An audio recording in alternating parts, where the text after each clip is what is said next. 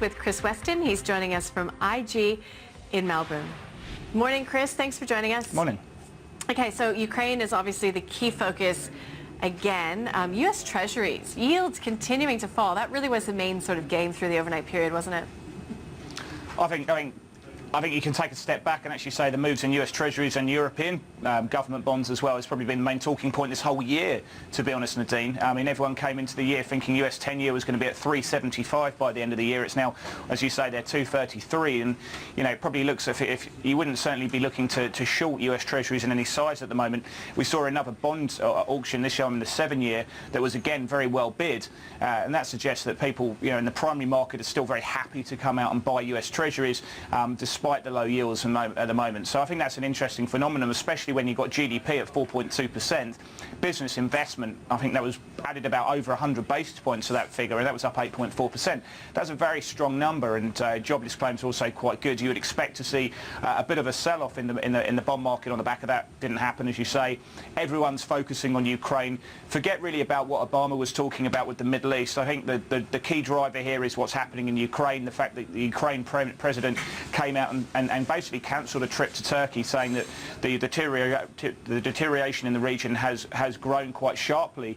The US is saying that they've got proof now that there's over 1,000 Russian troops in the Ukraine, and I think the market's pretty much on tenterhooks here. I mean, you've got the German inflation levels, or the German Bund looking to try and push below inflation levels for the first time in since 2012. I mean, this sort of phenomenon very rarely happens.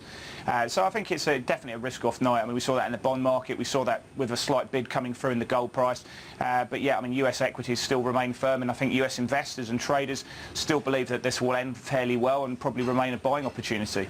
Yeah, absolutely. That was my question. I mean, when we've seen these geopolitical tensions flare up in the past few months, the flames have been extinguished quite quickly, and we've continued to see this grind higher for markets. So do you think that will likely be the scenario that repeats itself? I know you don't have a crystal ball, but going on, our recent history. Well, I think on recent history, absolutely. But I think this has always ended up, especially in the situation between Ukraine and Russia, this has always ended up with consolidatory remarks from either the Russians or someone within the European zone. The question now is obviously how does the Ukraine end up? I mean, there has been some talk from sort of more political-minded people than myself that there's a lot of people, especially France, hoping that we actually see a separation of Ukraine, the east obviously going to Russia and the rest of the Ukraine remaining as it is, and that would probably be the end result. So we'll have to see. I mean, obviously the markets will be very concerned about bloodshed and an escalation there, but yeah, it depends on the ultimate result. As I say, what's always happened is we've seen this pullback as people look to price in a worst case scenario. They get some consolidatory marks. People then look to push equities higher. It's kind of one step back, 2 steps forward, and we see the S&P trade to new all-time highs. The question is, this time, going to be any different? And now we've got clear evidence, or certainly the US believe and NATO believe, that there's clear evidence of an invasion and ground troops in the Ukraine, and I think that will probably keep risk relatively subdued. I don't see a major pullback from this, and if you were going to see a pullback, it's going to be taking place in European equities, and that obviously had materialised to a degree last night with the MIB down quite hard. But yeah, I mean, that's the issue, and certainly you wouldn't be looking to buy euros at the moment on the back of this. No, certainly not. But there's a lot going on when it comes to Europe. Not only, how the sanctions against Russia will impact the economy. We had economic data out last night that was far from spectacular. All of that coming ahead of the ECB meeting next week. Mario Draghi is known for talking tough.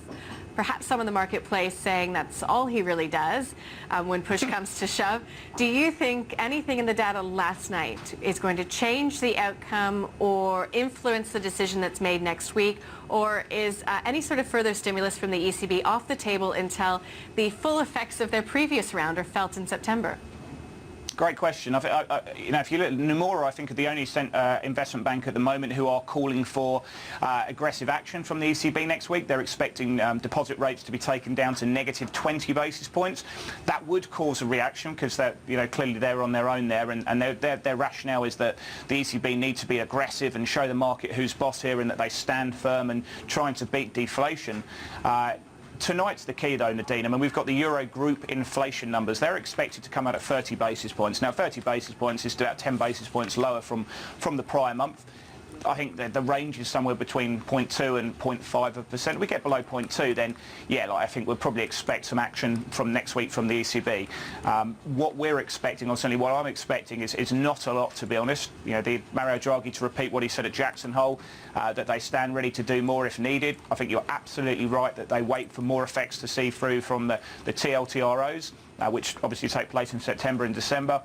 And I think there'll be a much more robust discussion about the use of buying asset-backed securities. Now, that's not unadulterated quantitative easing, which everyone's talking about. That will potentially happen next year.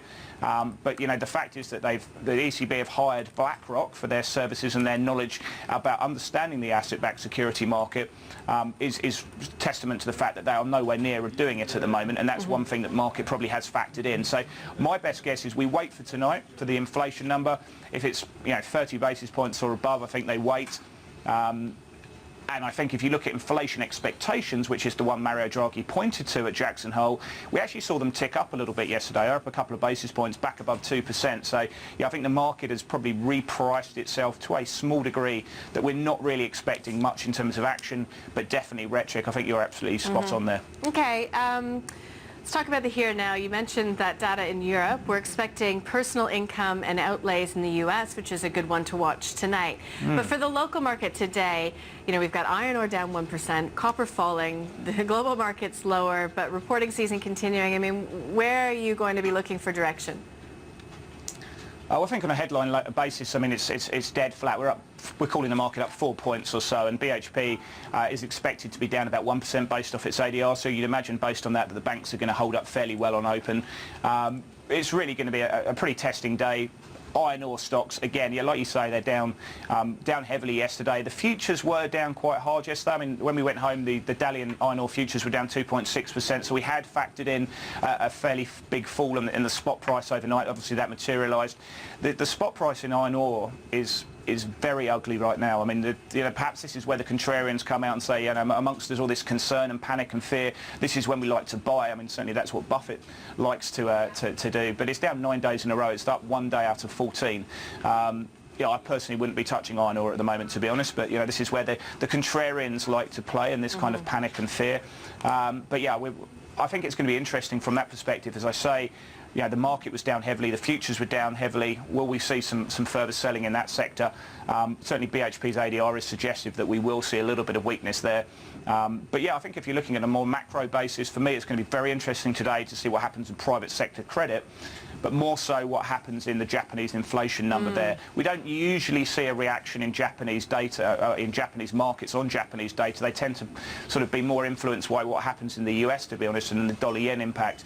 But that inflation number is key for me personally, because I'm a big believer that the market's underpricing the risk that the Bank of Japan have to do more in October. And if we see that CPI number coming back, if you extrapolate the sales tax down to out of that mix, we'd probably like to see about 1.3%. It's still nowhere near where they want it to be, and if we get a weaker number than 1.3% adjusted for the sales tax, the market will definitely look to ratchet up their expectation to the Bank of Japan to do more in October. And from an investment perspective, you want to be chasing the liquidity, and that liquidity at the moment looks like we're going to see more in Europe, probably next year, and also more in Japan. And as a result, those are probably my two preferred investment destinations going forward there.